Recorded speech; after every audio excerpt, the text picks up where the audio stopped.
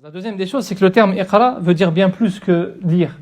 On le relie à plusieurs racines, donc qara'a, mais aussi waqara.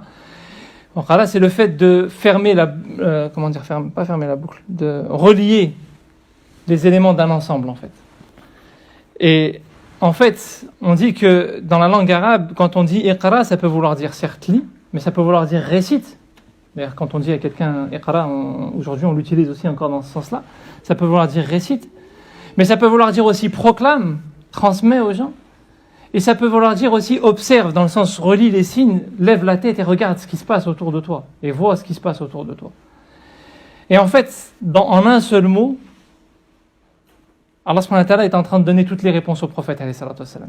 Il dit, je ne sais pas lire parce qu'il voit ce premier sens évident. Et en vérité, il est en train de lui dire en même temps, lève la tête, tu as déjà toutes les réponses.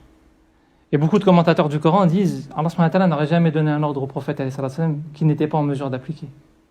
Et beaucoup de ces commentateurs considèrent que le prophète alayhi salatu wassalam n'a jamais appris à lire. Qui fait partie justement des miracles par lesquels Allah subhanahu wa ta'ala a voulu établir, comme le prophète alayhi salatu wassalam n'a pas d'enfant mâle, etc., établir le fait que ce message se perpétue sur une base de vérité. Donc il lui dit, lève la tête, autrement dit, et regarde le monde, comment il fonctionne, regarde la création, regarde tout ce qui se passe autour de toi, tu as déjà les réponses dans ta vie en fait. Et en même temps, il lui dit aussi, en effet, lis et instruis-toi. Et le prophète sallallahu alayhi wa sallam a tellement pris conscience de ça que quand à Badr, quelques années plus tard, il va y avoir ces affrontements et qu'ils vont gagner, il va proposer à tous ceux qui savent lire d'instruire 10 personnes pour pouvoir être libérés. Il a conscience de cette importance de la lecture.